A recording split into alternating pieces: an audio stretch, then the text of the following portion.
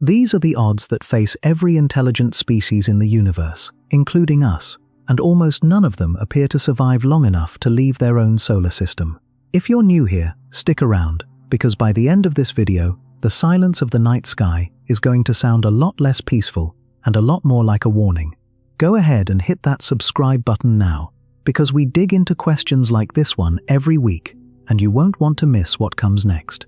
This isn't a story built on speculation or science fiction. Every figure in this video comes from published research, named scientists, and dated events you can look up yourself. From a Nobel-caliber physicist's lunchroom question in 1950, to a philosopher's risk calculations published in 2020, to a clock that got updated just months before this video was made. Taken one at a time, none of these facts sound especially alarming. A count of exoplanets, an old equation from a 1961 conference, a percentage from a philosophy book. But stack them together, in order, the way we're about to, and they start forming a single, coherent, and deeply uncomfortable argument about what might be waiting for every civilization, including our own, once it gets just far enough to start asking these questions in the first place. This isn't a story built on speculation or science fiction. Every figure in this video comes from published research, named scientists, and dated events you can look up yourself. From a Nobel-caliber physicist's lunchroom question in 1950, to a philosopher's risk calculations published in 2020, to a clock that got updated just months before this video was made. Taken one at a time, none of these facts sound especially alarming.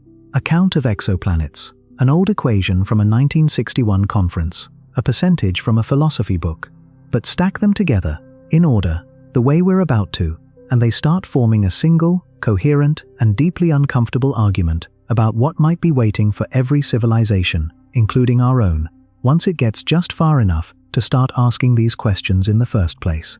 We're going to move through this chronologically and thematically at the same time, starting with the scale of what's actually out there among the stars, then tracing the exact question that made scientists first suspect something was wrong with the silence, then the equation built to measure it, the theory built to explain it, and finally, the part of this video that stops being about distant planets entirely and starts being about the risks sitting on our own doorstep, measured, quantified, and published by researchers whose entire careers are built around getting these numbers right. By the end, you'll have every piece of the argument in front of you, in the same order the scientific community pieced it together, and you can decide for yourself which side of it feels more true. Start with the number itself, because the scale of it is genuinely hard to hold in your head. Astronomers currently count 6,316 confirmed planets orbiting other stars, spread across more than 4,700 known planetary systems, more than 1,000 of which have multiple confirmed worlds, and that number climbs almost every week as new telescopes come online. Roughly 1 in 5 Sun-like stars is thought to carry an Earth-sized world sitting in the habitable zone, the narrow band of distance where liquid water can exist on a surface without boiling away or freezing solid.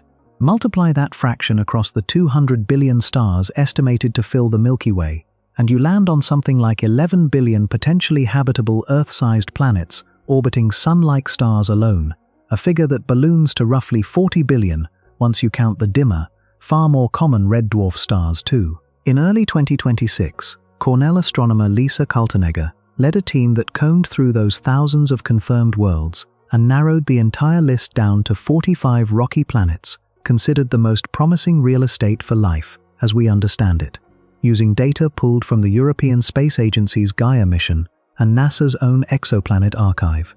An additional 24 planets made a stricter shortlist under a tighter definition of the habitable zone, one that assumes a planet has to tolerate about as much heat as the gap between Venus and Mars in our own solar system to still count as promising. That shortlist reads like a highlight reel of the best addresses in the galaxy. Proxima Centauri b, orbiting the star nearest to our own Sun, just over 4 light-years from wherever you're sitting right now. TRAPPIST-1e and f, part of a tight little 7-planet system around an ultra-cool dwarf star roughly 40 light-years out. Kepler 186f, 500 light-years away, one of the first Earth-sized planets ever confirmed inside another star's habitable zone. Kaltenegger herself described the project as building a short list of targets for the next generation of telescopes, essentially handing astronomers a map and saying, "Start here if you ever build a spacecraft capable of actually making the trip." And the search isn't slowing down, it's accelerating. NASA's Nancy Grace Roman Space Telescope, named for the astronomer often called the Mother of Hubble, is scheduled to launch in the second half of 2026, 8 months ahead of its original schedule, and is expected to capture more than 50 times as much sky in its first 5 years as Hubble managed across 3 full decades, with mission scientists projecting it could help discover more than 100,000 additional exoplanets through a dedicated microlensing survey. Europe's Plato mission, designed to survey more than 200,000 stars, specifically hunting for rocky, potentially habitable worlds around Sun-like stars, is targeting a launch in early 2027.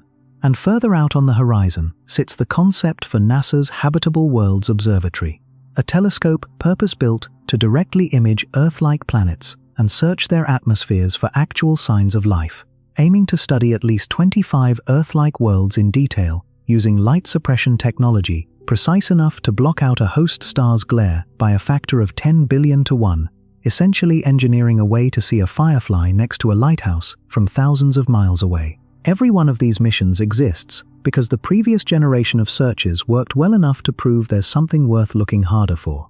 And here's the thing nobody can explain away with better telescopes. Across every one of those billions of candidate worlds, across more than 60 years of dedicated listening with some of the most sensitive instruments humanity has ever built, we have never picked up a single confirmed signal, a single artificial structure, a single trace of biology that wasn't our own. Not one.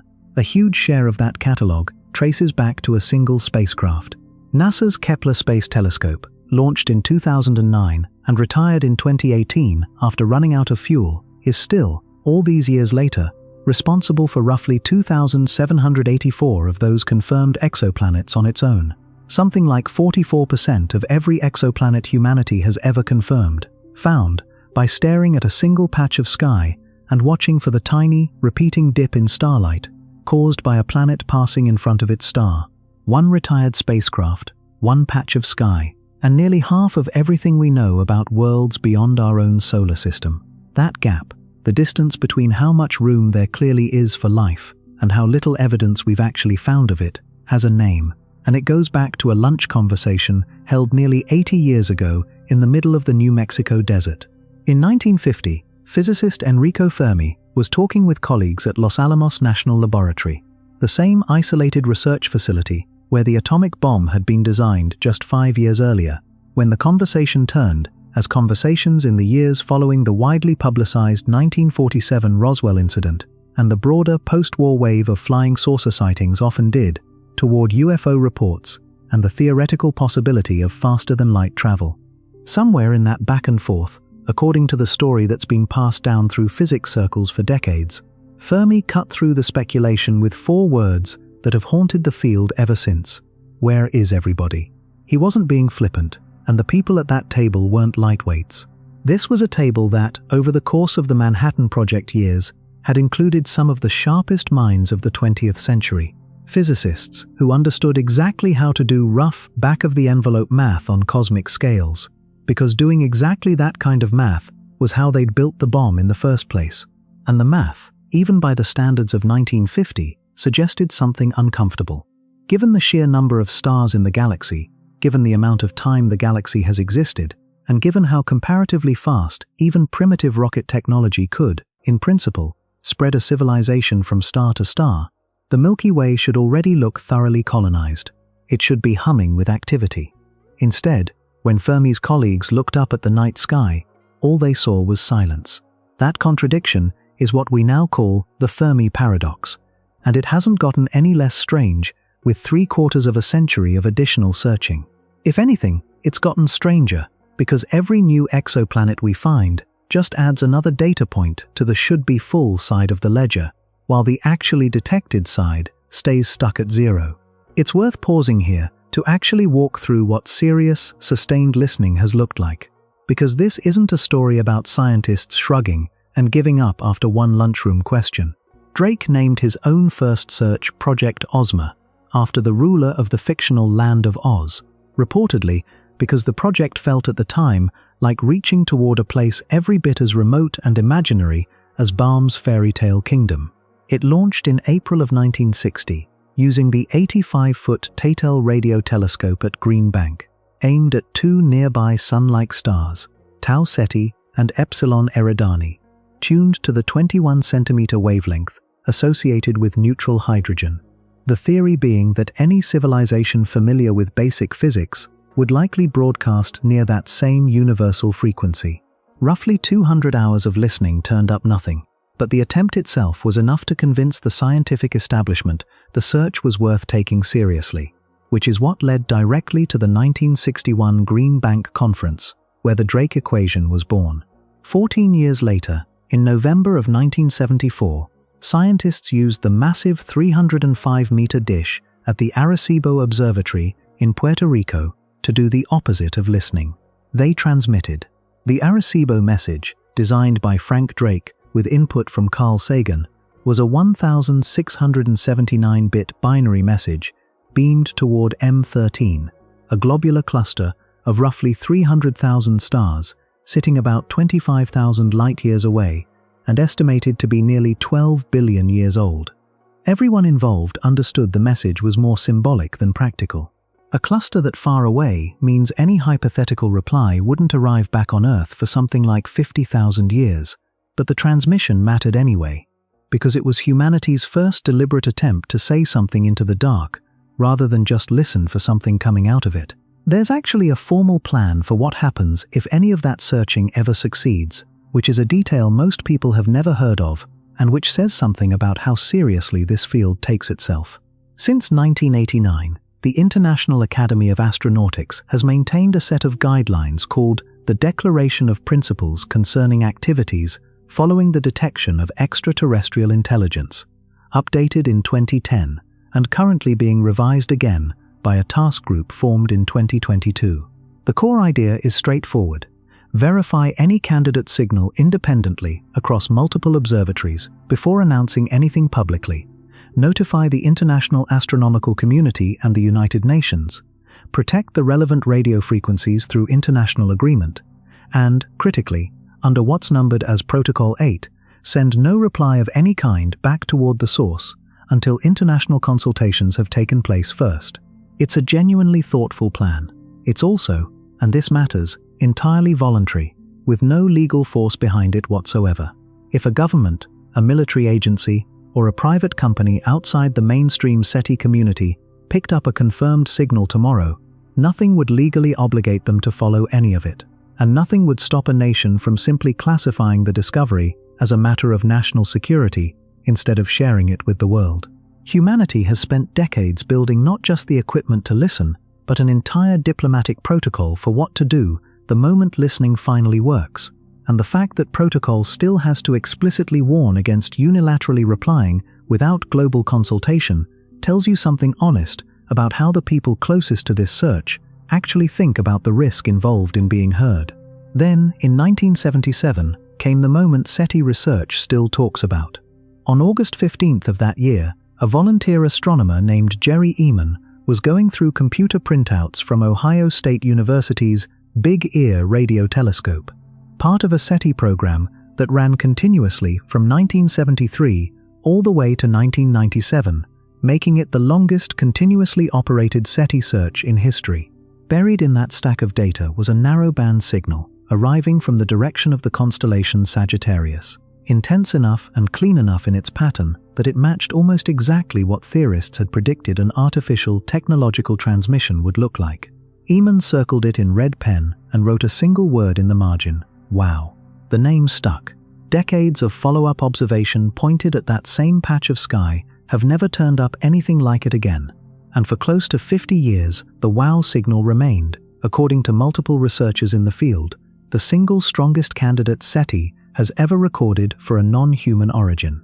A 2024 study proposed a more mundane explanation, suggesting the signal might have been the transient brightening of a cloud of interstellar hydrogen gas passing briefly through the telescope's field of view, rather than a deliberate transmission. But that explanation remains debated rather than settled, and the signal itself has never been definitively explained either way. That same year, 1977, humanity also launched its own message into the dark without waiting for a reply. And it's worth appreciating just how much cultural attention was already circling this exact question at that exact moment. 1977 was also the year Star Wars and Close Encounters of the Third Kind both hit theaters. The same year the public imagination was more saturated with the idea of contact than almost any other point in the 20th century. And, quietly, in the middle of all of it, both a genuinely unexplained signal and humanity's own physical message to the stars happened within months of each other. The twin Voyager 1 and Voyager 2 probes each carried a gold-plated phonograph record, loaded with sounds and images of Earth, a kind of cosmic time capsule intended for whatever, or whoever, might eventually find it. Voyager 1 became the first human-made object to cross into interstellar space on August 25, 2012, followed by Voyager 2 on November 5, 2018, meaning humanity's introduction letter to the galaxy is, right now, actually out there, drifting. None of that listening has stopped. NASA ran a major search called the High-Resolution Microwave Survey through Arecibo in the late 1980s and early 1990s, before Congress cancelled its funding in 1993. Today, the torch is carried largely by Breakthrough Listen, part of the Breakthrough Initiatives founded in 2015 by Yuri and Julia Milner, a 10-year, roughly $100 million program that stands as the most comprehensive techno-signature search ever undertaken, and it's still running as this video comes out. China has entered the search too, using its 500-meter aperture spherical telescope, known as FAST, the largest single-dish radio telescope on the planet, which has already conducted its own dedicated observations of known exoplanet systems, specifically listening for artificial signals. Every single one of these efforts, across 60-plus years, multiple countries, several different observatories, and a genuine financial commitment measured in the hundreds of millions of dollars, has produced the exact same result: nothing confirmed. Not a signal that repeats, not a structure that shouldn't be there, not a chemical signature in an exoplanet's atmosphere that can only be explained by biology. Just silence, dressed up in increasingly expensive equipment. It's worth pausing on one more recent chapter of this search, because for a few months in 2025, it genuinely looked like the drought might be over, and the way that hope collapsed under scrutiny tells you a lot about how careful this entire field has to be. K2-18b is a planet larger than Earth but smaller than Neptune, orbiting a red dwarf star, and it's become the leading real-world candidate for what astronomers call a Hycean world, a planet hypothesized to be covered in a global liquid water ocean, sealed beneath a thick, hydrogen-rich atmosphere. In 2023, a team led by Niku Madhusudan at the University of Cambridge used the James Webb Space Telescope to detect a faint, low-confidence hint of a gas called dimethyl sulfide in that atmosphere, a molecule that, on Earth, is produced almost exclusively by marine phytoplankton. The initial signal was weak, registering at what statisticians call 2 sigma confidence, meaning there was still roughly a 5% chance the whole thing was just noise. Then, in April of 2025, the same team came back with new mid-infrared data from Webb and announced the signal had strengthened to 3 sigma confidence, cutting the odds of a random fluke down to roughly 3 in 1,000. For a few months, it was treated, cautiously but genuinely, as the strongest potential biosignature detection in the history of exoplanet science. Headlines ran. Excitement was real and understandable. But 3 sigma still falls short of the 5 sigma threshold science normally demands before calling something a confirmed discovery. And starting later that year, independent researchers went back through the same public web data using their own methods. Study after study, published through the back half of 2025, from teams working separately using different data reduction techniques, reached the same conclusion. The signal likely wasn't there at all, and what looked like a biosignature was probably an artifact of instrumental noise in the mid-infrared measurements, rather than a genuine feature in the planet's atmosphere. One reanalysis found that 87.5% of their own retrievals, using their preferred method for processing the same raw data, simply didn't reproduce the detection.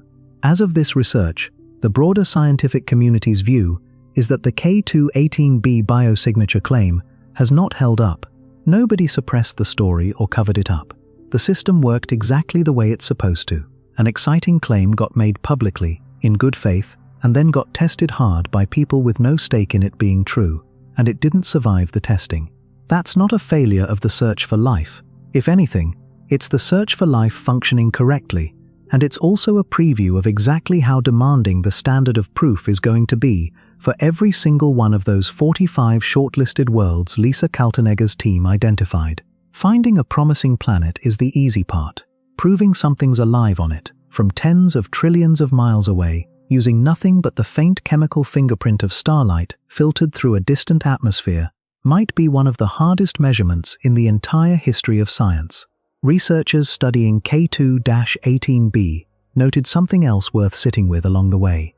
For a biological source of dimethyl sulfide to even be detectable on a planet like that from this distance, whatever hypothetical ecosystem was producing it would need to be pumping out the gas at something like 20 times the rate Earth's entire marine environment currently manages. That's not a planet with a little bit of life quietly humming along somewhere in an ocean. That's a planet that would need to be absolutely saturated with it, just to register as a faint wobble in a light curve. Mars deserves its own mention here too, because the most recent, genuinely exciting development in this entire search didn't come from a distant exoplanet at all. It came from our next-door neighbor. In July of 2024, NASA's Perseverance rover, exploring an ancient dried-up river delta called Jezero Crater, drilled into a reddish rock nicknamed Chayava Falls and pulled a core sample the team called Sapphire Canyon. The rock was covered in strange, small-scale mineral patterns the science team nicknamed leopard spots and poppy seeds, nodules built from iron phosphate and iron sulfide minerals sitting right alongside organic carbon, in patterns that, here on Earth, are frequently associated with the chemical signatures microbes leave behind when they metabolize. After roughly a year of peer review, the finding was formally published in the journal Nature on September 10, 2025, officially confirming the sample contains what scientists carefully call a potential biosignature. NASA's Nikki Fox described it publicly as the closest the agency has ever come to finding possible evidence of ancient life on Mars, while being just as clear that it isn't confirmed evidence of anything yet, and that ordinary mineral chemistry, entirely without biology involved, still can't be ruled out. Settling the question for good will require getting that actual physical rock back to a laboratory on Earth, since no instrument currently riding on Mars can make the final call on its own, and that depends entirely on the joint NASA-ESA Mars Sample Return Program, a mission that has been plagued by cost overruns and delays, and was, as of the most recent budget request covered in this research, actually proposed for cancellation. So the most promising physical evidence of past life beyond Earth currently sits inside a sealed titanium tube on the surface of another planet, fully collected, fully documented, and stuck there indefinitely, waiting on a decision about a spacecraft budget rather than a decision about biology. Not every search happens light years away either, and it's worth remembering that some of the most promising targets in this entire hunt are sitting right here in our own solar system, close enough that we can actually send a spacecraft to fly directly through the evidence instead of squinting at filtered starlight from trillions of miles off. Jupiter's moon Europa and Saturn's moon Enceladus both appear to hide vast liquid water oceans beneath thick shells of ice, and Europa's in particular is estimated to hold more liquid water than every ocean on Earth combined. NASA's Cassini spacecraft, during its mission to Saturn between 2004 and 2017, directly observed geyser-like plumes of water vapor erupting from Enceladus's south pole, and follow-up analysis found those plumes already carry organic compounds.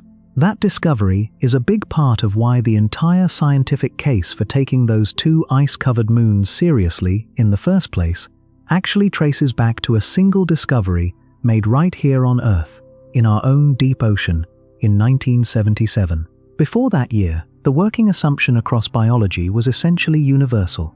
Everything alive ultimately ran on sunlight, whether directly, through photosynthesis, or indirectly, by eating something that ate a plant. Then scientists exploring the Galapagos Rift on the floor of the eastern Pacific stumbled onto hydrothermal vents, cracks in the seafloor where mineral-rich water erupts at temperatures approaching 400 degrees Celsius, and found, Impossibly, an entire thriving ecosystem clustered around them.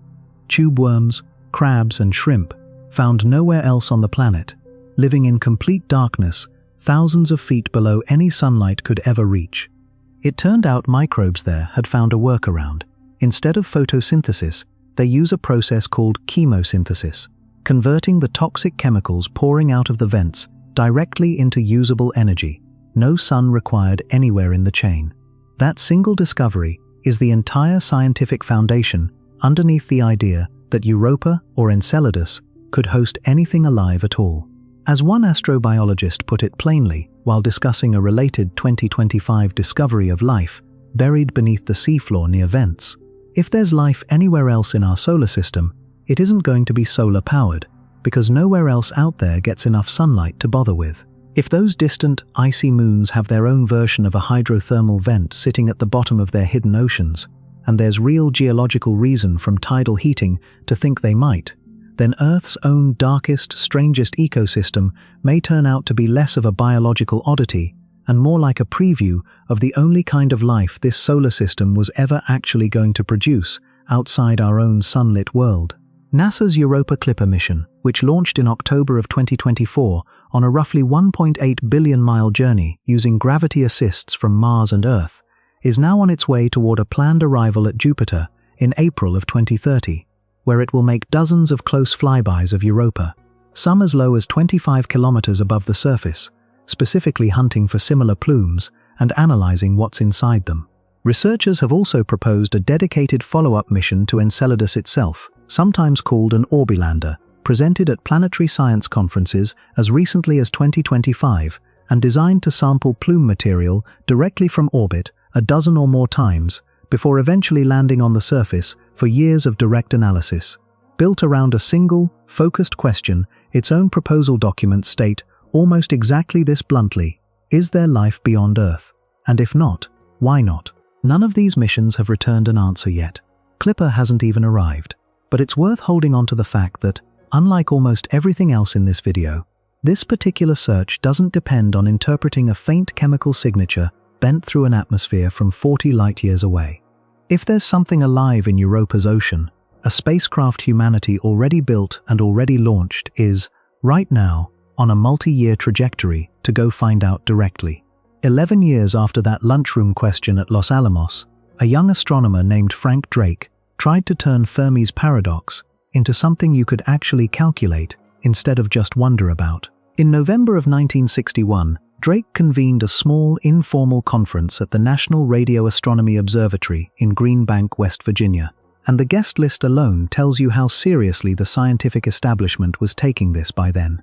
Biochemist Melvin Calvin was rumored to be a contender for that year's Nobel Prize in Chemistry. Manhattan Project veteran Philip Morrison, who had co-authored one of the earliest serious academic papers arguing SETI was worth attempting, sat at the same table. And the youngest, least famous name in the room belonged to a 27-year-old astronomer fresh out of graduate school named Carl Sagan. A few days before everyone arrived, Drake realized he needed some kind of agenda for 3 days of discussion among people who, frankly, didn't have an obvious shared vocabulary yet. So he sat down and wrote out every factor you'd need to know in order to estimate how many communicating civilizations might exist in our galaxy right now. When he chalked it onto the blackboard that first morning, the string of letters read N equals R star times F sub P times N sub E times F sub L times F sub I times F sub C times L. Multiply the rate of star formation by the fraction of stars with planets, by the number of those planets capable of supporting life, by the fraction where life actually appears, by the fraction where that life becomes intelligent, by the fraction that develops technology we could detect, and finally, by L, the average number of years a civilization keeps broadcasting before it goes silent. What started as nothing more than a discussion prompt for a 3-day meeting became, in the decades since, what's often called the second most famous equation in science, trailing only Einstein's E equals mc squared. Consider just one of those 7 terms on its own for a moment, the fraction of habitable planets where life actually gets started in the first place, because it's a genuinely unresolved mystery even here on the one planet where we know for certain it happened. Scientists still don't have a confirmed, agreed-upon explanation for exactly how non-living chemistry first organized itself into something capable of reproducing and evolving, the process known as abiogenesis. Competing hypotheses point to different possible starting points: shallow tidal pools repeatedly wetting and drying out on the early Earth's surface, icy comets seeding raw organic molecules from space, or tying directly back to that same hydrothermal vent discovery from 1977, the alkaline vents at the bottom of the ocean, where a steady stream of chemical energy and mineral surfaces could have catalyzed the very first self-replicating molecules without needing sunlight, oxygen, or a stable surface at all. Nobody has recreated the full process in a laboratory. Nobody has found a second, independent example of it happening anywhere else.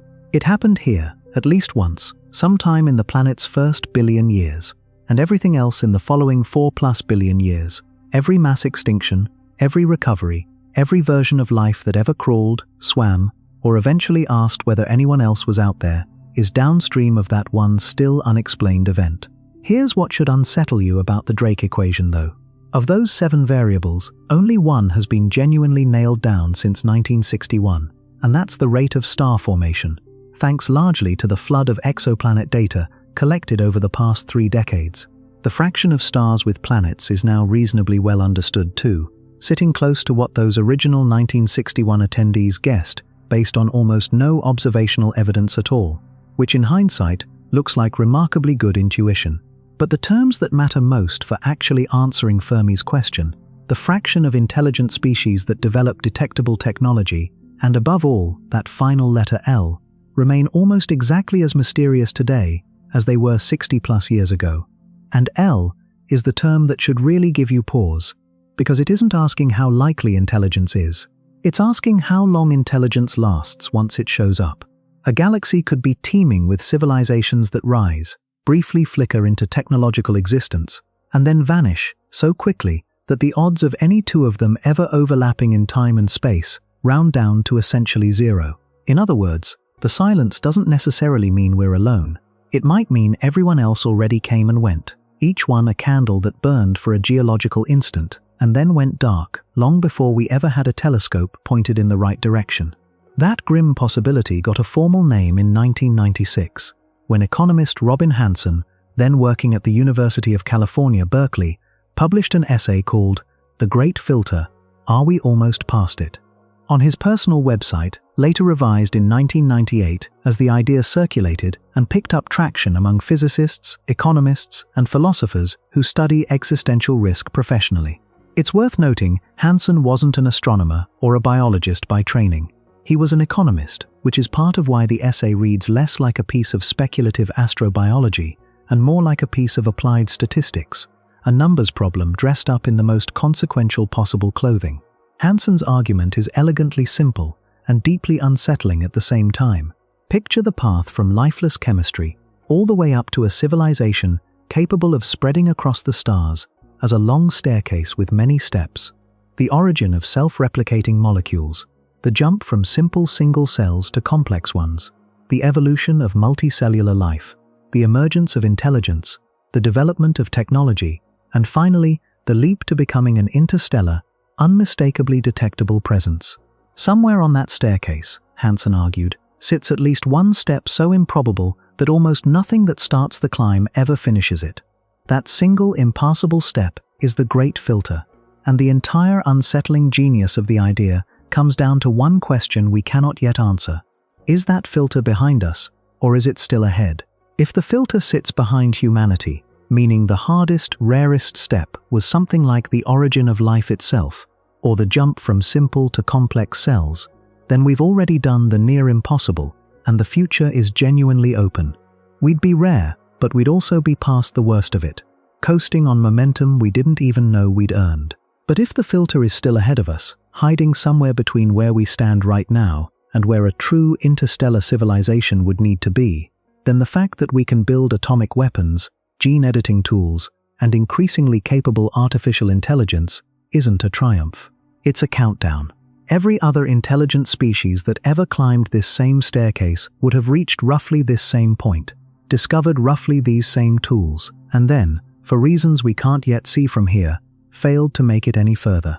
Paleobiologist Olev Vin raised a version of this idea in 2024, suggesting the filter might sit specifically in the gap between having biological intelligence and successfully running a stable, long-term technological civilization, because the instincts every species inherits from millions of years of evolutionary survival pressure, the drive to compete, to hoard resources, to react to threats with force, may simply be incompatible with the demands of managing nuclear weapons, engineered pathogens, and machines smarter than their creators.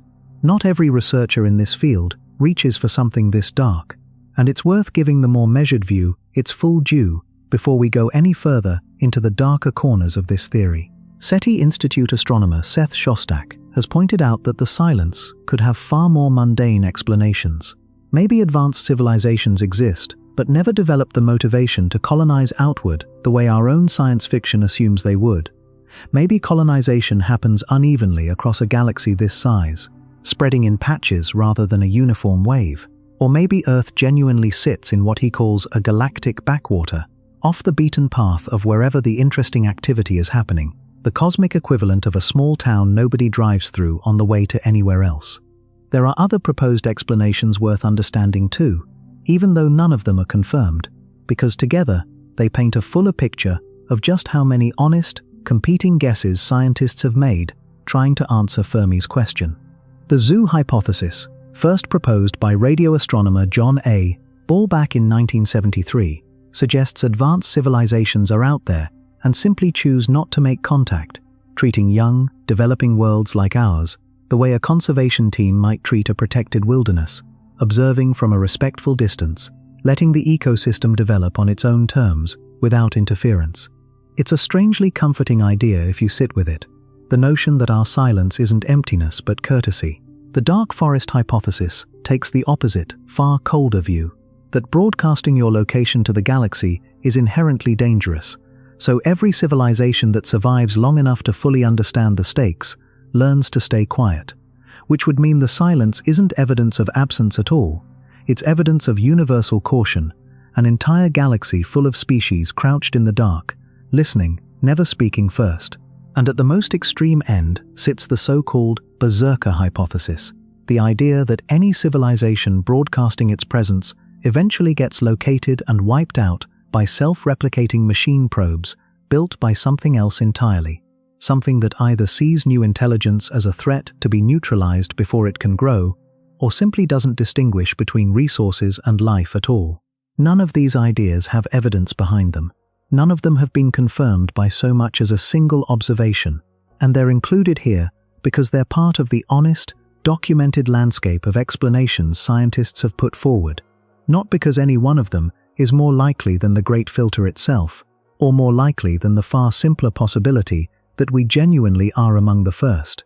It's worth connecting this back to something mentioned earlier too, because it's not purely academic. The ongoing, unresolved scientific debate over whether humanity should even be transmitting messages like the Arecibo signal in the first place, the messaging extraterrestrial intelligence question, is essentially a live, real-world referendum on which of these hypotheses a person finds most plausible. If you lean toward the zoo hypothesis, or simple cosmic distance, as the explanation for the silence, transmitting costs nothing, and might eventually earn a reply. If you lean toward the dark forest hypothesis, or anything in the berserker family, transmitting is closer to lighting a signal fire on a hillside without knowing what else might be out there in the dark.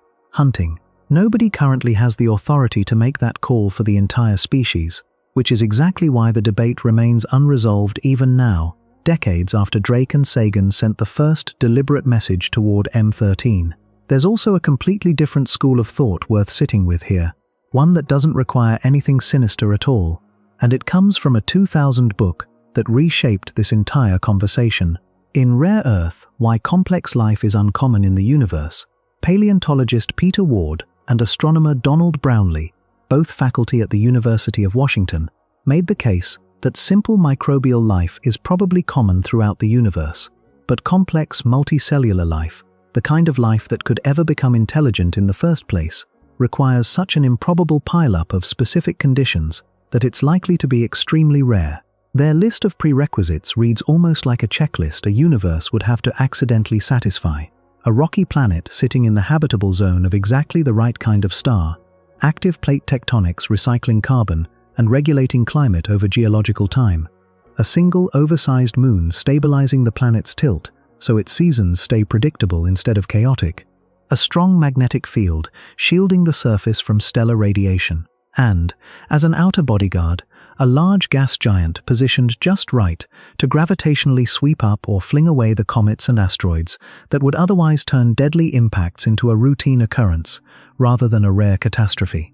Get any one of those wrong, Ward and Brownlee argue, and you might still get bacteria, but you almost certainly don't get anything that could ever build a radio telescope. If they're right, the Great Filter isn't some grim trap waiting in humanity's future at all. It's sitting comfortably behind us, buried in the sheer astronomical luck of Earth's particular moon, Earth's particular neighbor planet, and Earth's particular position in a particular kind of galaxy, which would mean the silence out there isn't a warning so much as it's simply what you'd expect from a universe where complex life is a genuine rarity rather than an inevitability. Take just one item off that checklist, the large stabilizing moon, and the sheer improbability of the whole situation becomes obvious. Earth's moon is unusually large relative to its host planet. Nothing else in the solar system pairs a rocky world with a companion anywhere close to that scale, and the leading scientific explanation for how it got there is about as violent and specific an event as you could imagine. A Mars-sized protoplanet, sometimes called Theia, slamming into the young Earth roughly 4.5 billion years ago, with the debris blasted into orbit, eventually coalescing into the moon. Without that single, essentially random collision, early in the solar system's chaotic formation, Earth's axial tilt would likely wobble far more erratically over geological time, swinging the planet's climate through extremes that would make the kind of stable, predictable seasons, multicellular life, needed to evolve far less likely. Get the timing, the angle, or the mass of that impact even slightly wrong, and you may not get a moon large enough to do the job at all. It's worth being honest that this isn't a settled argument either. Astrobiologist James Casting at Penn State reviewed much of the same underlying evidence Ward and Brownlee used and reached a noticeably more optimistic conclusion, arguing complex life might turn out to be more common than the rare Earth hypothesis assumes. Even Ward himself, defending his own book decades later, has said he'd personally bet his life that other intelligent species exist somewhere in our galaxy, simply because the raw number of stars involved is too large to believe otherwise. So even the researchers most associated with the pessimistic case aren't actually arguing we're alone. They're arguing we might be a great deal rarer than the optimistic estimates of the 1960s and 70s assumed, which is a very different and considerably less frightening claim than a filter waiting up ahead. That berserker idea isn't just a spooky campfire story either. It connects directly to one of the more mathematically rigorous branches of this whole debate, one built around a concept called the von Neumann probe.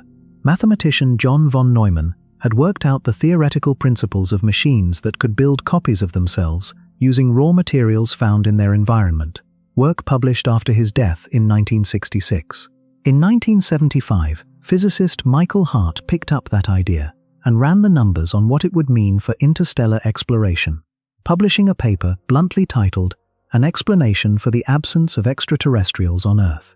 Hart calculated that a fleet of self-replicating probes traveling at just 10% of the speed of light, a velocity well beyond our current engineering, but nowhere near the physical limits of what's theoretically possible, could cross the Milky Way's roughly 100,000 light-year diameter and reach essentially every star system in the galaxy in about 1 million years. 5 years later, physicist Frank Tipler extended the argument further, calculating that even using rocket technology no more advanced than what existed in 1980, a wave of self-replicating probes could explore and colonize the entire galaxy in under 300 million years. Set that number against the age of the Milky Way itself, roughly 13 billion years, and 300 million years isn't even a rounding error. It's a blink. Tipler's conclusion, now known as the Hart-Tipler conjecture, was stark. If even one technological civilization had arisen anywhere in this galaxy at any point over the last several billion years and built machines like this, the entire Milky Way, including our own solar system, our own asteroid belt, our own moon, should already be saturated with evidence of them. Since we've found nothing, Hart and Tipler argued, the most straightforward conclusion is that no other technological civilization has ever emerged here at all, and we are, and possibly always have been, alone. Not everyone accepted that conclusion, and the pushback matters for keeping this whole picture honest. Carl Sagan, alongside physicist William Newman, challenged the Hart-Tipler math directly in 1983, arguing the underlying assumptions about replication rates and travel speeds were tuned just conveniently enough to produce the answer the authors wanted, and pointing out that even under far more conservative assumptions, probes that only produced a single copy of themselves per replication cycle would still convert the entire mass of the galaxy into machines within a few million years. One recent commentary summarizing this whole debate put the underlying math about as starkly as it can be put. Against the backdrop of roughly 13 billion years of galactic history, a colonization timeline measured in the low hundreds of millions of years isn't really an obstacle at all. It's barely a footnote.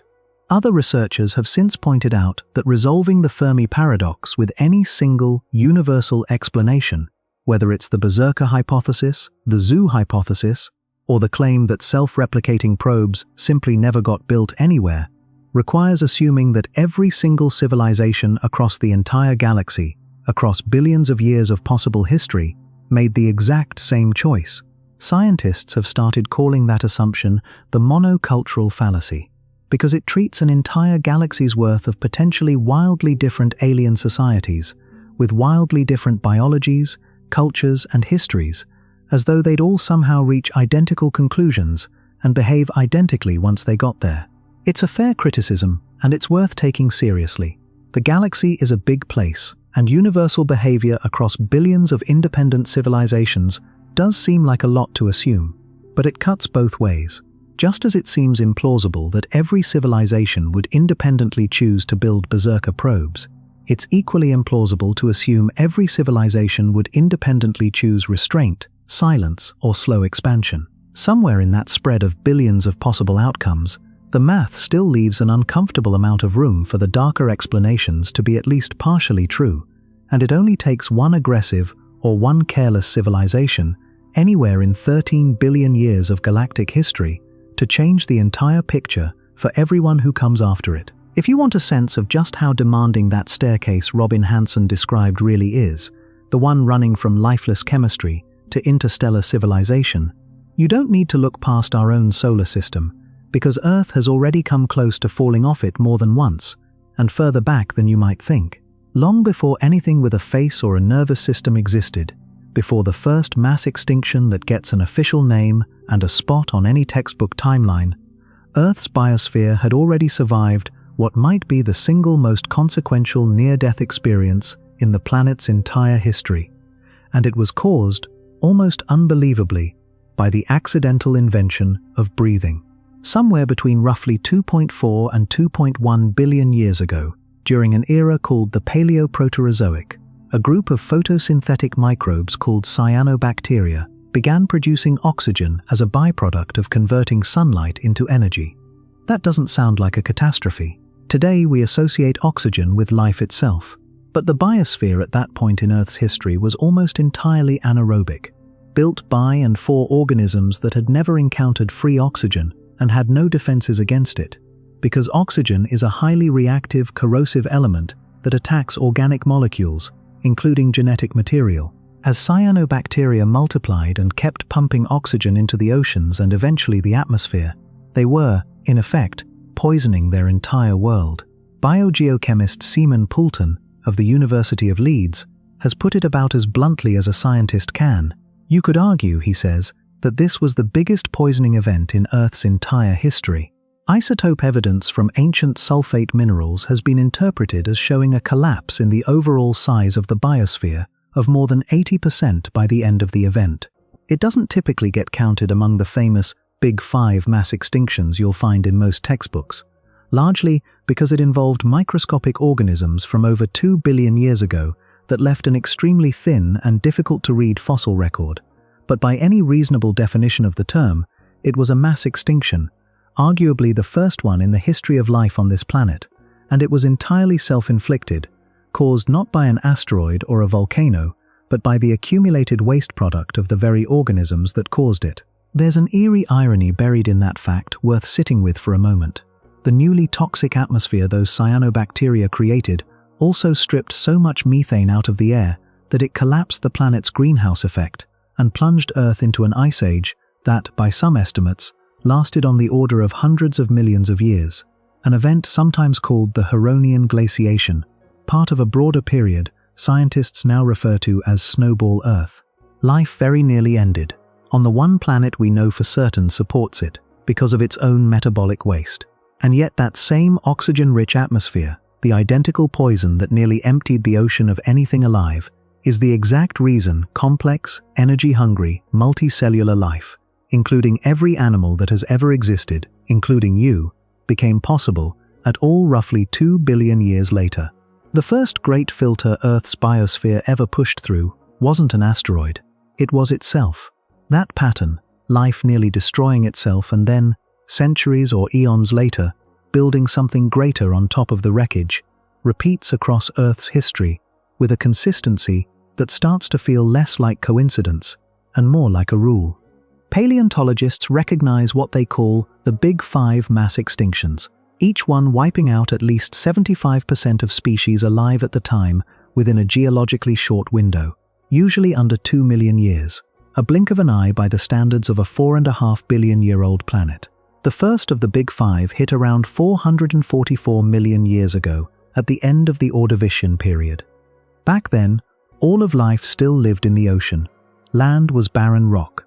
A rapid glaciation locked up huge volumes of seawater in growing ice sheets, dropping sea levels by as much as 100 meters and draining away the shallow coastal seas where the vast majority of marine life actually lived.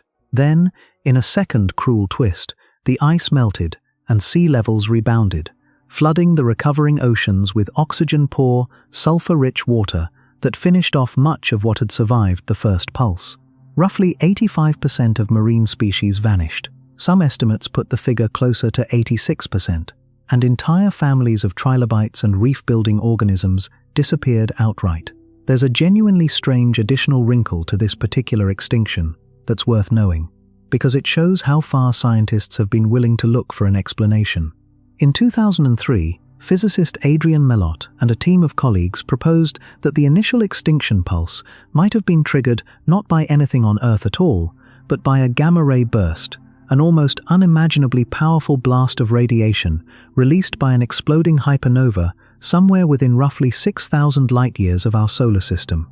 According to the model, a burst like that could strip away roughly half of Earth's protective ozone layer in as little as 10 seconds, exposing surface-dwelling organisms, and especially the microscopic plankton responsible for a huge share of the planet's photosynthesis, to intense, DNA-damaging ultraviolet radiation, potentially wiping out somewhere between 20 and 60% of the total phytoplankton biomass in the ocean, almost immediately. It remains an unproven hypothesis, one competing among several explanations rather than a settled fact, since any physical trace of such a burst would likely have been scattered or erased by more than 400 million years of the galaxy's slow rotation.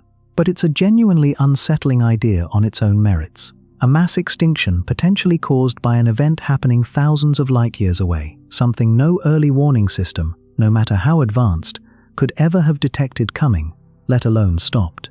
Millions of years later, between roughly 372 and 359 million years ago, a drawn-out sequence of extinction pulses during the late Devonian period killed off somewhere between 70 and 85% of marine life over an extended stretch of time, rather than a single sharp shock. The likely trigger this time came from an unlikely source: plants.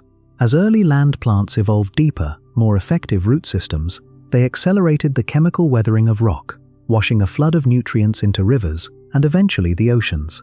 That nutrient surge is thought to have triggered massive algal blooms, and when those blooms died and decomposed, they consumed enormous amounts of dissolved oxygen, creating vast dead zones that collapsed marine food webs from the bottom up.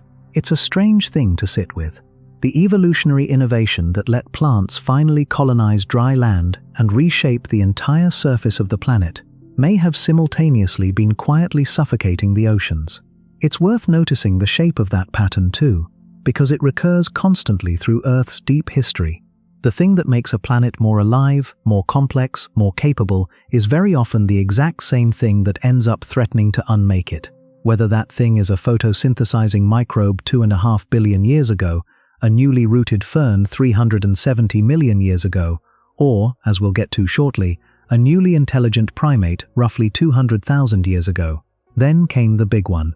About 251.9 million years ago, at the boundary between the Permian and Triassic periods, the Siberian traps began erupting, and they didn't stop for roughly 1 million years straight, pouring out more than 1.5 million cubic kilometers of lava, enough molten rock to bury the entire continental United States under 1/2 mile of stone, or, put another way, enough basalt to build 3 separate towers, each with a footprint of a full square kilometer, tall enough to reach the moon. The eruption pumped so much carbon dioxide and sulfur dioxide into the atmosphere that global temperatures spiked somewhere between 8 and 10 degrees Celsius. The oceans turned acidic and lost their oxygen across vast stretches, and some researchers suspect hydrogen sulfide gas, itself toxic, built up in the atmosphere and further damaged the ozone layer. By the time the dust and ash finally settled, somewhere between 90 and 96% of marine species and roughly 70% of terrestrial vertebrate species were gone. Scientists call it, without exaggeration, the Great Dying, and one writer, Peter Brannan, has described it simply as the worst thing that has ever happened on this planet or, as far as we know, anywhere else. It took more than 10 million years for global biodiversity to recover to anything resembling its pre-extinction levels. Life nearly ended entirely on the one planet we know for certain supports it, and that happened not once but repeatedly, driven by nothing more exotic than ordinary planetary geology behaving in an extraordinarily unlucky way. About 201 million years ago, another burst of volcanism, this time from a vast igneous province called the Central Atlantic Magmatic Province, tied to the geological breakup of the supercontinent Pangaea, erased roughly 80% of species at the end of the Triassic period. It's a striking illustration of how extinction and opportunity travel together in Earth's history. That dieback cleared enough ecological space that in the aftermath, dinosaurs rose from a relatively minor group of reptiles into the dominant land animals on the planet for the next 135 million years, an entire dynasty built directly on top of a catastrophe. Every single ecological throne in the history of this planet, it turns out, has been vacated by something dying first. And 66 million years ago came the extinction most people already know by name, the one that ended the age of dinosaurs, when an asteroid somewhere between 6 and 12 miles wide slammed into what's now the Yucatan Peninsula, carved out the Chicxulub crater, a scar nearly 120 miles across, and plunged the entire planet into darkness for months, as debris and soot blocked out the sun, collapsing photosynthesis and the food chains built on top of it worldwide. About 76% of all species on Earth, 40% of genera, and 17% of entire taxonomic families were erased within what was, geologically speaking, the blink of an eye.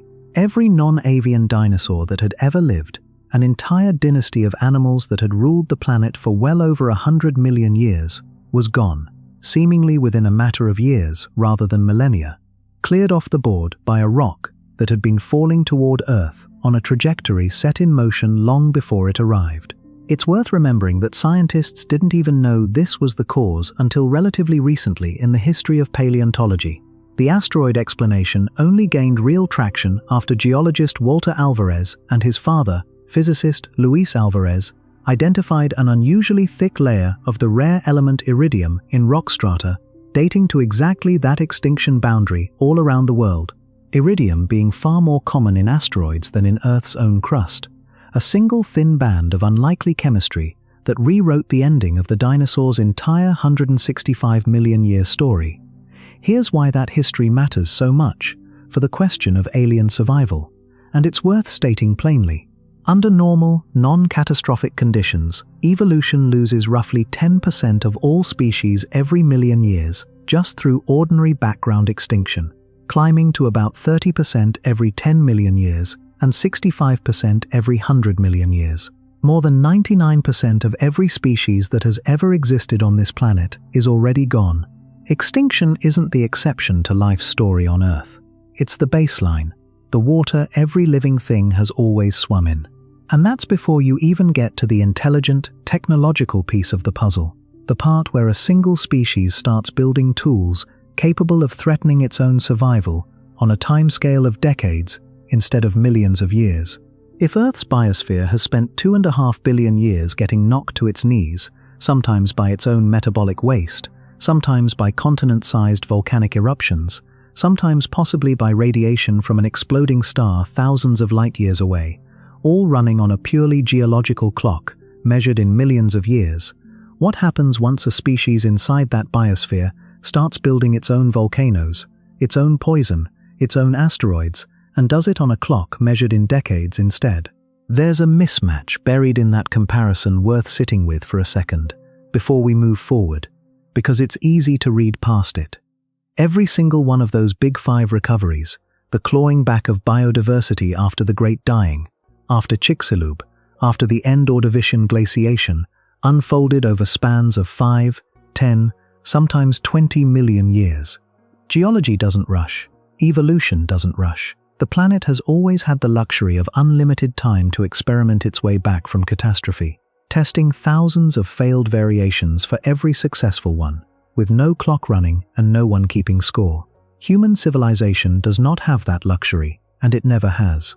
The entire span of recorded human history, every empire, every war, every scientific discovery, every one of the events referenced in this video, fits inside roughly 5,000 or 6,000 years, a rounding error against the 10 million years it took Earth's oceans to recover from the end Permian extinction.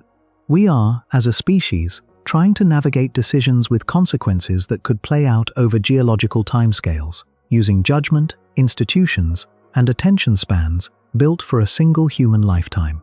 That mismatch between how fast we can now break things and how slowly things have always healed might be the single clearest way to understand why researchers like Toby think this particular century matters so much more than the ones that came before it. That question brings us to the part of this story that isn't hypothetical at all, because it's happening on our own planet, right now, in the lifetime of the people watching this video, and it's been measured, studied, and written down by researchers whose entire careers are devoted to quantifying exactly this kind of risk. There's a strange, almost poetic detail buried in the geography of all this that's worth pointing out before we go any further, because it draws a straight line between the two halves of this entire video. The lunchroom where Fermi asked, "Where is everybody?" sat inside Los Alamos National Laboratory, and Los Alamos exists in the first place because it was Project Y, the secret laboratory where the Manhattan Project designed the world's first nuclear weapons. Just 5 years before that lunch conversation, on July 16, 1945, a team working out of that same laboratory drove roughly 210 miles south into the New Mexico desert and detonated the very first nuclear weapon ever built, a plutonium implosion device nicknamed the Gadget, on top of a 100-foot tower in a stretch of desert called the Jornada del Muerto, the Journey of the Dead Man. Laboratory Director J. Robert Oppenheimer codenamed the test Trinity. It released the energy of somewhere between 15 and 21,000 tons of TNT, vaporized the tower completely, and fused the surrounding desert sand into a sheet of green glass, now known as trinitite. 3 weeks later, an operational version of that same technology ended the Second World War over 2 Japanese cities. Fermi's own question about alien silence and humanity's own entry into the era of self-inflicted extinction risk didn't just happen in the same decade. They happened, quite literally, down the same dusty New Mexico roads, at the same laboratory, among overlapping groups of the same scientists. There's another echo worth noticing here too, one that rhymes almost exactly with the Geoffrey Hinton story from earlier in this video. Leo Szilard, one of the Manhattan Project's own physicists, had deep moral reservations about actually using the weapon he'd helped build, and in the days after Trinity succeeded, he drafted a petition to President Truman asking that Japan be formally warned before the bomb was used, gathering dozens of signatures from fellow scientists at the project's Chicago and Oak Ridge sites. The petition never reached Truman's desk, and Szilard was criticized by Manhattan Project leadership for raising it at all. 80 years and one technological generation later, a different physicist, working on a different world-altering technology, resigned his position specifically so he could speak more freely about the dangers of what he'd helped create. And this time, his warning reached hundreds of co-signers and international headlines instead of being quietly buried. The tools changed completely. The pattern, brilliant people building something extraordinary and then growing frightened of their own creation, arriving too late or too early to fully stop it, apparently didn't. The very term "awed" is working with existential risk didn't originate with him. Philosopher Nick Bostrom formally defined it in a 2002 academic paper, describing an existential risk as one where an adverse outcome would either permanently annihilate Earth-originating intelligent life or permanently and drastically curtail its potential. That second half of the definition matters more than it first sounds. An existential catastrophe, in this specific technical sense, doesn't necessarily require every human being to die. It only requires humanity's future to be permanently and severely diminished. The door to everything we might have otherwise become quietly and irreversibly closed. Under that definition, a civilization doesn't need a single dramatic apocalypse to fail the Great Filter. It just needs to get knocked down hard enough and permanently enough that it never gets back up to the level required to become the kind of civilization capable of reaching another star. Oxford philosopher Toby spent years building out a framework for exactly this in his 2020 book, The Precipice: Existential Risk and the Future of Humanity. Dates the start of what he calls the precipice, this uniquely dangerous era in human history, to 1945, the year of the first atomic bomb test, and he argues that the 20th century as a whole carried something like a 1 in 100 chance of ending human civilization altogether. His estimate for the century we're living in right now is far higher, roughly 1 in 6. Break that number down by category and the picture gets even sharper, and honestly, a little more specific than most people expect. Natural risks, the asteroids and supervolcanoes that ended entire geological eras in the deep past, the exact same category of threat that produced the big 5 extinctions we just walked through, add up to only about a 1 in 10,000 chance of causing a civilization-ending catastrophe in the next 100 years, practically negligible by comparison to everything else on the list. Nuclear war sits at roughly 1 in 1,000. Climate change, at the existential catastrophe level specifically, meaning outcomes severe enough to permanently curtail humanity's future rather than merely cause widespread suffering, sits at roughly that same 1 in 1,000 mark. Engineered pandemics, built or deliberately altered in a laboratory rather than evolved gradually in nature, jump all the way up to about 1 in 30. And sitting at the very top of Ord's list, ahead of nuclear weapons, ahead of climate collapse, ahead of every natural disaster combined, is unaligned artificial intelligence. Technology that develops goals misaligned with human survival and grows too capable for humans to correct or contain, which Ord puts at roughly 1 in 10, a single risk category larger than every other threat on his list added together. He notes, almost as an aside, that humanity currently spends less than 0.001% of global economic output on reducing any of these risks directly, less, by some comparisons, than what gets spent globally on ice cream in a single year. Ord himself, and the reviewers who've picked apart his math since the book's publication, are careful to say these are rough, order-of-magnitude estimates, built to focus public attention rather than precise scientific probabilities pulled from a clean dataset. But even treated as rough estimates from a serious, credentialed researcher working at Oxford's Future of Humanity Institute, a 1 in 6 chance of civilizational collapse within 100 years is not a comforting number to sit with, and it's worth remembering that 100 years from now isn't some distant science fiction horizon. For a lot of people watching this, it's within reach of their own grandchildren's lifetimes. It helps to put actual numbers next to that nuclear risk category, rather than leaving it abstract, because the scale of what's currently sitting in silos and submarines around the world is easy to lose track of. According to the Federation of American Scientists, 9 nuclear-armed states possessed roughly 12,187 nuclear warheads combined as of early 2026, Other independent trackers place the figure closer to 12,500, and the exact numbers stay uncertain because most of those 9 governments treat their arsenal size as a closely guarded secret. The United States and Russia alone account for something like 86% of that entire global inventory, and roughly 2,100 warheads across the US, Russian, British, and French arsenals are kept on high alert at any given moment, meaning ready for use on short notice.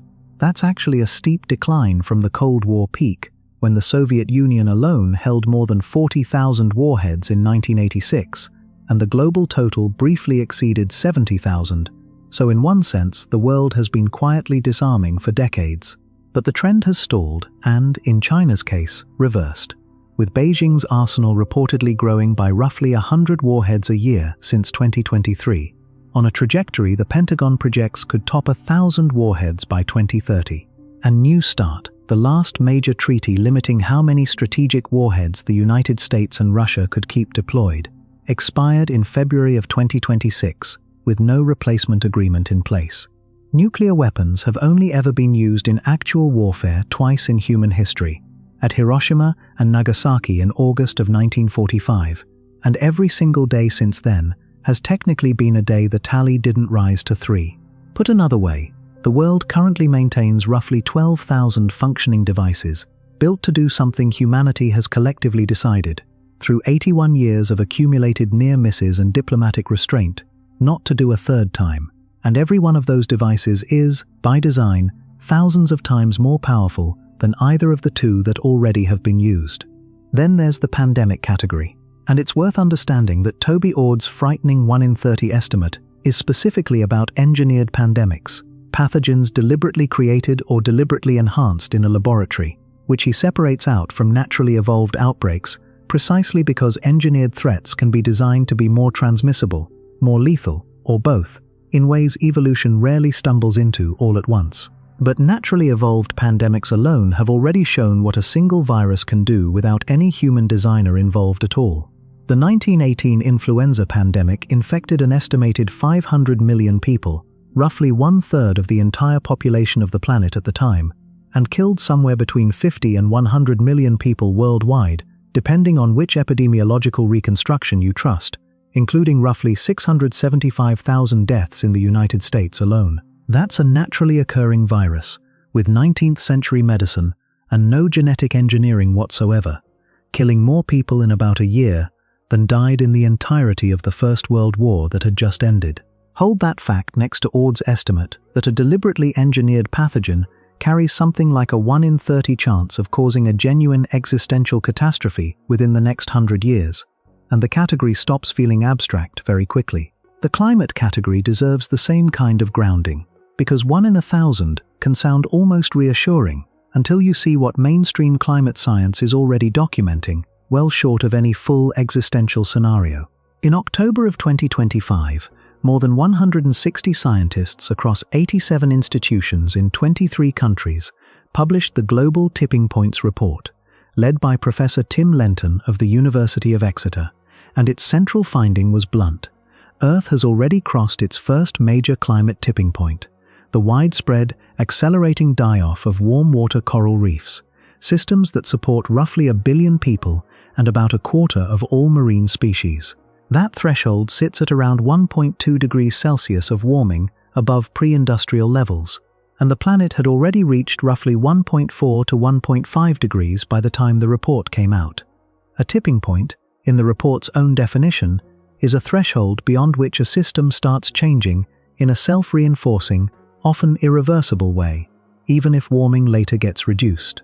The report flagged several other systems creeping towards similar thresholds, the polar ice sheets in Greenland and West Antarctica, which may already be committing the world to several meters of eventual, unstoppable sea level rise, and the Atlantic meridional overturning circulation, the network of ocean currents that includes the Gulf Stream, which some of the researchers involved estimate could collapse within the lifetime of people alive today, an event that would plunge northwestern Europe into dramatically harsher winters, even as the rest of the planet keeps warming.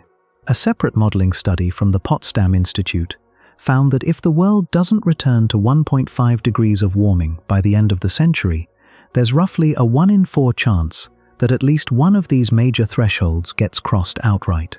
None of that is Toby Ord's full existential catastrophe scenario, but it's a real, current, heavily peer-reviewed illustration of exactly the kind of cascading, hard-to-reverse risk his 1 in 1,000 climate estimate is trying to capture, and the report's own authors are explicit that current international climate policy simply isn't built to account for this kind of abrupt, self-reinforcing change. Ord points to one moment in the 20th century as the closest humanity has actually come to the edge, and it isn't the one most people would guess. It's the Cuban Missile Crisis, 13 days running from October 16th to October 28th, 1962, when American reconnaissance flights confirmed the Soviet Union had installed nuclear-capable missile sites in Cuba, close enough to reach most of the continental United States within minutes of launch. President Kennedy's administration responded with a naval blockade, publicly framed as a quarantine, to avoid the more explicitly hostile legal implications of the word blockade, while both sides' militaries moved to their highest alert postures of the entire Cold War. For 13 days, the standoff between the United States and the Soviet Union carried odds that leaders at the time privately estimated at somewhere between a 10 and 50% chance of tipping into full nuclear war. That's not a Hollywood exaggeration or a modern historian's dramatic flourish added for effect. That's the actual internal estimate of the people who were, at that exact moment, holding the launch codes. But 1962 wasn't the only close call, and honestly, it might not even have been the closest one. On the night of September 26, 1983, 21 years after the missile crisis, a Soviet lieutenant colonel named Stanislav Petrov was on duty at the Serpukhov 15 command bunker outside Moscow, watching over the Soviet Union's Oko satellite early warning system. Just after midnight, red lights lit up across the control room, and the system flashed the word launch, reporting that a single American intercontinental ballistic missile had been fired from a base in the United States. Soviet military doctrine at the time called for an immediate, automatic escalation up the chain of command toward a retaliatory strike the moment such a warning was confirmed. Within minutes, the system reported 4 more missiles inbound and rated the entire detection as high reliability. Petrov, who had actually helped write some of the early warning software himself and understood its weaknesses better than almost anyone else in the building, made a judgment call under conditions of almost unimaginable pressure. He reasoned that if the United States were genuinely launching a first strike intended to cripple Soviet retaliatory capability, it would send far more than 5 missiles, not a token handful. He reported the alert as a false alarm and chose not to pass it up the chain of command, despite having no way to actually confirm his own theory in the moment. Ground-based radar never picked up anything, and investigators later determined the satellite system had mistaken sunlight, glinting off high-altitude clouds, for the exhaust plume of a missile launch. Petrov had been right, and the context makes his decision even more remarkable. The incident happened just 3 weeks after Soviet forces had shot down a civilian Korean Airlines passenger jet that had strayed into Soviet airspace, killing all 269 people aboard, at what historians widely consider one of the single tensest, most paranoid stretches of the entire Cold War. He wasn't praised for his judgment at the time. Soviet officials reportedly reprimanded him over paperwork irregularities from that night, and the entire incident was kept secret for years, becoming public knowledge only after the Soviet Union's collapse.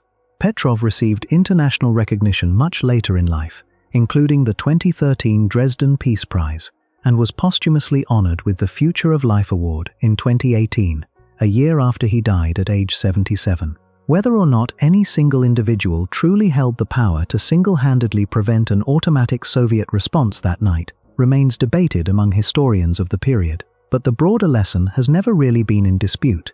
Humanity has already come dangerously, quietly close to nuclear catastrophe more than once, sometimes saved not by policy or treaties, but by one exhausted person's private judgment call in the middle of the night, a judgment call the entire species happened to get lucky on. That's the kind of number and the kind of story sitting underneath something you can actually watch tick forward in real time. The Doomsday Clock, maintained since 1947 by the Bulletin of the Atomic Scientists, an organization founded by Albert Einstein, Manhattan Project Director J. Robert Oppenheimer and a group of other scientists who had helped build the first atomic weapons and then spent the rest of their careers warning the world about exactly what they'd created, isn't a scientific instrument in the strict sense. Its own maintainers describe it as a symbol, not a statistical prediction. But it's a symbol backed every year by a board that includes physicists, climate scientists, and 8 Nobel laureates, all weighing the same categories of risk Toby tried to quantify: nuclear tension, climate trends, biosecurity, and increasingly, artificial intelligence. The clock started at 7 minutes to midnight in 1947. Its safest moment ever came in 1991, when the end of the Cold War and the signing of the Strategic Arms Reduction Treaty pushed it back to 17 minutes from catastrophe, the furthest it has ever sat from zero. On January 27th of 2026, the Bulletin's board set the clock to 85 seconds to midnight, the closest it has ever sat to that hour in the entire 79-year history of the measurement, 4 seconds closer than the year before, and the 4th consecutive year the setting has moved forward rather than back. The reasons cited weren't limited to nuclear weapons either. Board Chair Daniel Holtz, a professor of physics and astrophysics at the University of Chicago, and the board's president, Alexandra Bell, pointed to the expiration of the New START nuclear arms treaty, record-breaking climate trends, unresolved biosecurity threats, and, threaded through nearly every other category on the list, the accelerating and largely unregulated rise of artificial intelligence. Bell put the board's overall message about as plainly as it can be put. Catastrophic risks are on the rise, cooperation is on the decline, and the world is running out of time. That last thread, artificial intelligence, deserves its own moment, because unlike nuclear weapons or asteroid strikes, it's a risk category that essentially didn't exist in any serious mainstream way when Toby was first outlining his estimates, and it has moved from theoretical concern to public alarm faster than almost anything else on this entire list.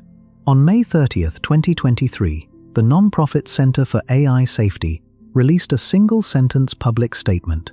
Mitigating the risk of extinction from AI should be a global priority alongside other societal-scale risks, such as pandemics and nuclear war. What made that sentence notable wasn't its length, it was who signed it. Geoffrey Hinton and Yoshua Bengio, the 2 most cited computer scientists on Earth, and Turing Award winners for pioneering the neural network research that underpins essentially every modern AI system, both added their names. So did Demis Hassabis, head of Google DeepMind, Sam Altman, head of OpenAI, and Dario Amodei, head of Anthropic, along with more than 350 additional signatories drawn from AI research, nuclear security, pandemic response, philosophy, and economics. Hinton had resigned from his position at Google just weeks earlier, specifically so he could speak more openly about the risks of the technology he'd spent his career helping to build, telling one interviewer there was a serious danger that machines smarter than humans could arrive fairly soon and might develop goals misaligned with our own, and that this wasn't a science fiction problem anymore. Not everyone in the field agreed with the framing. Researchers including Timnit Gebru pushed back hard, arguing the statement's focus on distant, speculative extinction risk conveniently distracted attention away from documented, present-day harms already being caused by AI systems, and that it served the interests of executives whose companies stood to benefit from the public perceiving their technology as almost godlike in power. Gebru, along with philosopher Emil Torres, went further still, arguing the entire framing reflected a specific cluster of ideological assumptions the 2 of them have labeled TESCREAL, an acronym covering a set of overlapping futurist philosophies that, in their critique, treat speculative long-term risks to a hypothetical vast future population of humanity as more urgent than the concrete harms AI systems are already causing to real people today. Human Rights Watch raised similar concerns, arguing scientists would be better served focusing on documented risks rather than speculative future catastrophe. Inside AI safety research circles, this kind of estimate has actually picked up its own informal shorthand, a phrase researchers now use casually enough that it shows up in interviews. PDoom, short for probability of doom, the researcher's own personal guess at the odds advanced AI ends up causing a global catastrophe. It's telling that the people building this technology now have a commonly used slang term for estimating the odds it destroys everything, the same way a weather forecaster has a shorthand for chance of rain. That disagreement is real and ongoing, not something this video is going to settle. But strip away the debate over motive, and the underlying fact remains. Some of the very people building the most advanced artificial intelligence systems on the planet have, in writing, publicly, using their own names, placed the technology they're creating in the same risk category as nuclear war and engineered pandemics. That's not a fringe internet theory. That's the people holding the tools. Zoom back out to the scale of the whole galaxy, and there's one more framework worth understanding, because it changes how you think about what surviving even means for a civilization, and it ties every previous thread in this video together into a single uncomfortable knot. In 1964, Soviet astrophysicist Nikolai Kardashev, working at the time on the Soviet Union's own early SETI efforts, and puzzling over how to even categorize the kind of civilization capable of producing a detectable signal in the first place, proposed a way to rank civilizations not by their culture or their biology, but by the sheer amount of energy they're able to harness. It was, in its own way, a very practical, engineering-minded question, dressed up as a philosophical one. If you're going to search for someone else's technology, you first need some sense of how powerful that technology plausibly could be. A Type 1 civilization commands all the energy available on its home planet, somewhere in the range of 10 to the 16th or 10 to the 17th watts by modern estimates, roughly 10 to 100 petawatts. A Type 2 civilization has learned to capture the entire output of its own star, something on the order of 4 times 10 to the 26th watts, the kind of power that would likely require an enormous engineered structure encircling the Sun itself, often called a Dyson sphere after physicist Freeman Dyson, who popularized the concept. A Type 3 civilization controls the energy of an entire galaxy, on the order of 4 times 10 to the 37th watts, a figure so large it's genuinely difficult to picture in any meaningful way, drawing power from every one of the roughly 100 billion stars in a galaxy like our own. Kardashev, working from an assumed growth rate of about 1% additional energy consumption per year, calculated it would take roughly 3,200 years to climb from Type 1 to Type 2, and another 5,800 years beyond that to reach Type 3. It's worth pointing out that this isn't purely theoretical set dressing either, because scientists have actually gone looking for Type 2 and Type 3 civilizations directly, using exactly the signature Dyson himself predicted back in 1960. A star wrapped in a Dyson sphere, or even a loose swarm of energy-collecting structures, would absorb most of its visible starlight and be forced to re-radiate that captured energy as waste heat, showing up not as visible light, but as an unusual excess of infrared radiation at a specific, predictable temperature range. Astronomers have hunted for exactly that signature using data from the IRIS infrared satellite in the 1980s, and later from TUMAS, WISE, Spitzer, and Gaia, scanning everything from individual nearby stars out to, in one ambitious study, roughly 100,000 entire galaxies checked for signs of galaxy-spanning, Kardashev Type 3 level engineering. Across all of it, the result has been the same story told a different way. No confirmed detections. A handful of ambiguous candidates have surfaced over the years and generated real excitement before ultimately being explained by more mundane astrophysics. Most famously, KIC 8462852, nicknamed Boyajian star after astronomer Tabetha Boyajian, who in 2015 reported that this ordinary star, roughly 1,480 light-years away, was dimming in strange, irregular patterns, sometimes losing more than 20% of its brightness in ways no normal transiting planet could explain. For a while, the star became a genuine subject of serious scientific discussion about Dyson spheres, not just internet speculation. But a real megastructure should also produce that telltale infrared excess, and follow-up observations never found one, leading most researchers by 2018 to favor an unusual, uneven cloud of orbiting dust as the explanation instead, though Boyajian herself has said a fully satisfying natural explanation still hasn't been definitively nailed down even now. No comparable star has ever turned up again in surveys checking more than 165,000 other stars for the same pattern. So layer this on top of everything else. It's not just that Radio SETI has come up empty after 65 years of listening. It's that the search for actual physical evidence of a civilization advanced enough to have already made real progress up the Kardashev scale, built into every direction we know how to look, infrared, optical, radio, has also come up empty, across individual stars and across entire galaxies alike. Carl Sagan later extended the scale into a smoother, continuous fractional version rather than 3 rigid tiers, and by his calculation, human civilization in the 1970s sat at around type 0.7. We haven't moved much since then, at least not in relative terms. Modern estimates put humanity at roughly type 0.73 today. Our entire global civilization still running on about 1.8 times 10 to the 13th watts of total energy consumption, roughly 1,000 times short of even the first rung on Kardashev's ladder. Physicist Michio Kaku has estimated it could take humanity a few hundred more years just to reach Type 1 status, assuming nothing derails us first, with other estimates ranging from 100 to 200 years, depending on how optimistic you are about growth in clean energy production. And there's the catch built directly into the framework itself, the trap hiding inside what sounds, on the surface, like an inspiring story of steady progress. Every single step up the Kardashev scale demands more energy, more coordination across larger populations, more advanced and more concentrated technology, and, unavoidably, more raw destructive capability, all held by the same species that, according to Toby numbers, already faces roughly a 1 in 6 chance of self-destructing within the next 100 years, using only a fraction of Type 1 power.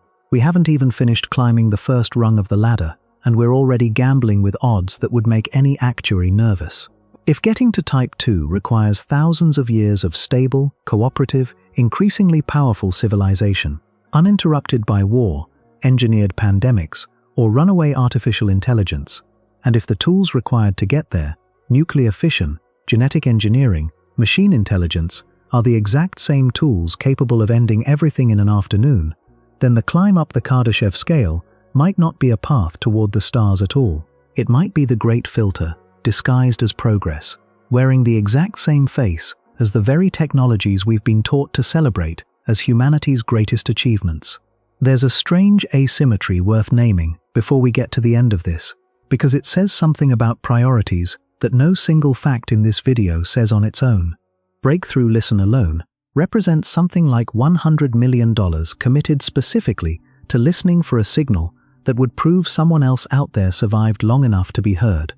That's a serious, admirable, scientifically rigorous sum of money, aimed at maybe the most profound question humanity has ever asked. And yet Toby Ord's own research finds that humanity, globally, across every government and institution combined, spends less than 0.001% of total world economic output, specifically trying to make sure we survive long enough to answer that question ourselves.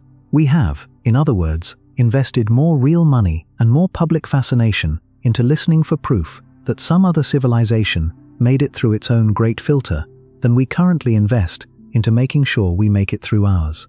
That's not a criticism of Breakthrough Listen, or of anyone who's ever donated to it, watched a documentary about it, or felt a chill reading about the wow signal. It's just a mirror. If a filter really is sitting somewhere ahead of every civilization advanced enough to build a radio telescope, the two most useful things that civilization could possibly do are listen outward for evidence anyone else got through, and work, seriously and well-funded, on getting through it themselves. Right now, humanity is doing a genuinely admirable job of the first one, and, by its own most careful research philosopher's account, a strikingly modest job of the second. Put all of these threads together now, all the way back from that lunchroom in New Mexico to the clock currently sitting at 85 seconds to midnight, and a shape starts to emerge, and it isn't a comfortable one.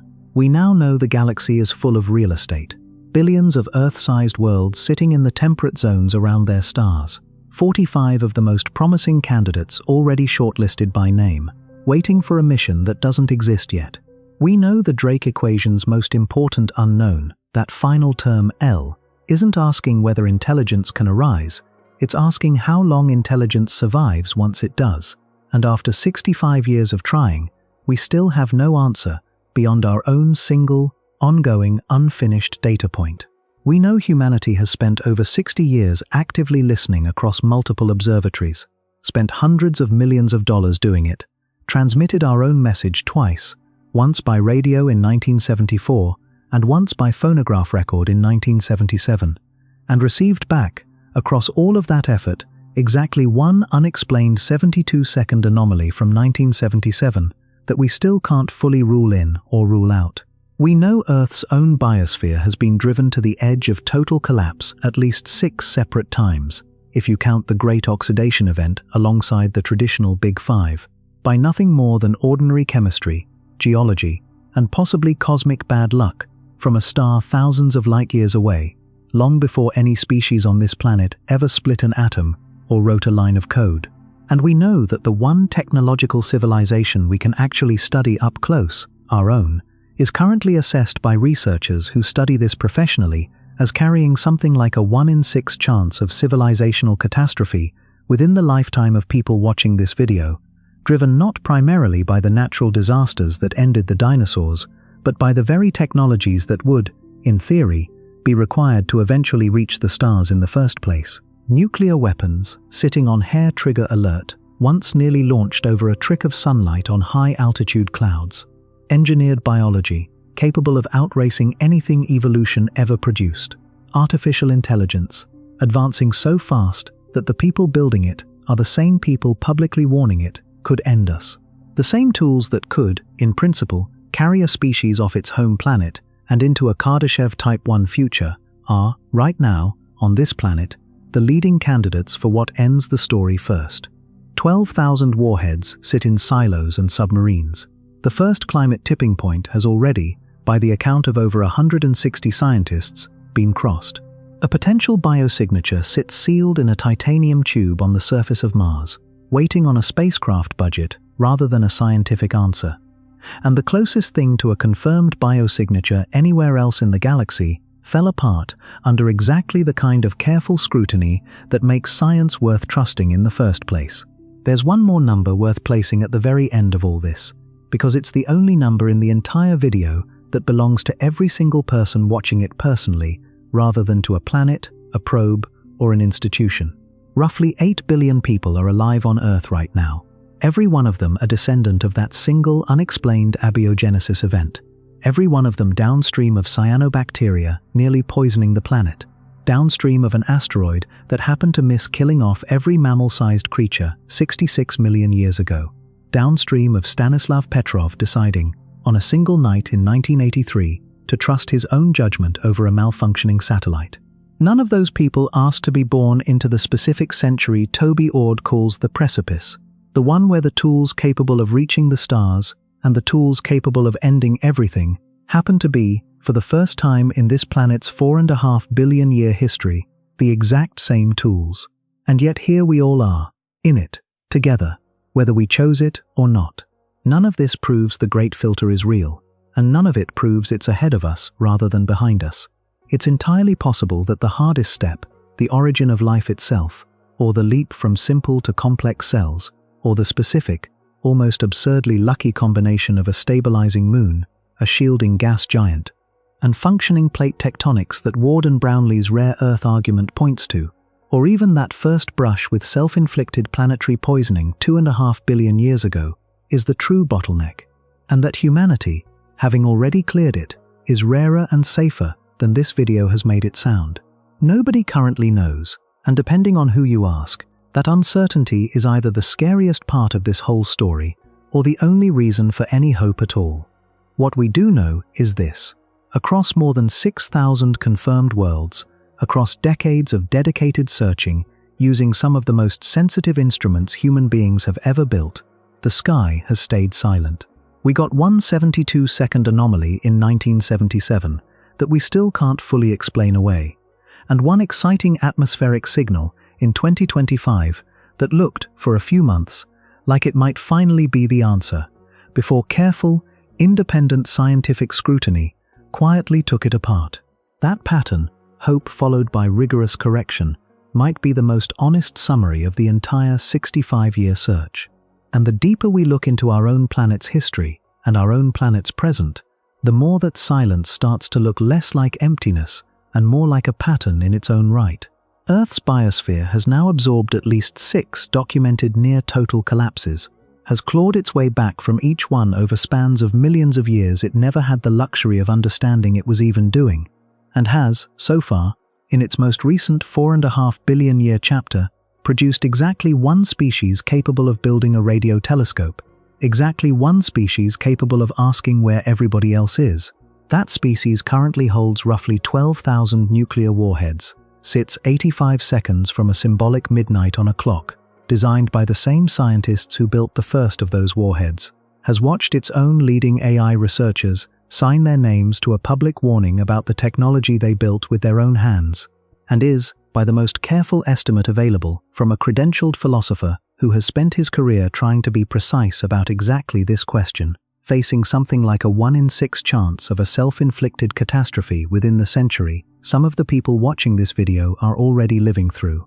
If there is a filter out there ahead of every civilization that ever reaches this exact moment in its development, the moment where you've built the radio telescope and the atomic bomb in the same century, where you can search for other minds across the galaxy and simultaneously build the tools to erase your own in an afternoon, where you can calculate the odds of your own extinction with genuine scientific rigor and still not be entirely sure whether calculating them is enough to change the outcome, then the real question was never really about them at all. It was never really about the 45 shortlisted worlds, or the WOW signal, or what's hiding in K2-18b's atmosphere. It was always about whether we can be the first ones to get all the way through, the first candle in this particular corner of the galaxy that doesn't simply flicker for a geological instant and go dark before anyone else notices it was ever lit. It's worth, before we close, just taking stock of how many real, named people this particular question has pulled into its orbit across 3/4 of a century, because the roll call alone tells you something about how seriously it's been taken by people who had no reason to waste their careers on something frivolous. A Nobel physicist wondering aloud over lunch in the desert. A 27-year-old Carl Sagan, present at the very first serious attempt to calculate an answer, who would spend the rest of his career trying to answer it, and extending the very scale used to measure a civilization's own progress toward the stars. An economist who had never studied astrobiology, sitting down one evening and writing the single most cited framework for why the silence might be a warning rather than an absence. A philosopher at Oxford who built an entire academic career, and a genuinely rigorous one, around trying to put honest numbers on humanity's own odds of self-destruction. A Nobel-winning physicist who spent decades helping build the technology now driving those odds, and who quit his job specifically to warn people about it. Astronomers on 3 continents, pointing radio dishes and infrared satellites at hundreds of thousands of stars, and, in one case, 100,000 entire galaxies, and reporting back, patiently, honestly, decade after decade. Nothing yet. None of them found the answer. All of them, in their own way, decided the question was worth their whole working life anyway. That's where this story leaves us, at the same crossroads every civilization capable of asking Fermi's question has apparently faced before, whether they made it past this point or not, and we simply don't have enough data yet to know which side of that crossroads we're standing on. Maybe the silence really is just distance, and patience, and physics doing exactly what physics always does across scales this large. Or maybe it's something closer to a warning, quietly encoded in the fact that a civilization capable of building the instruments to ask this question is, almost by definition, a civilization that has already built the tools capable of making sure nobody ever hears the answer. Either way, the only meaningful response any of us actually have is the same one every generation before this one has had. And it isn't a telescope pointed outward. It's the far harder work of getting better, together, at handling what we've already built. If this kind of deep space, deep time thinking is your kind of thing, make sure you're subscribed, because we'll be right back here next time, chasing down another question the universe hasn't answered yet.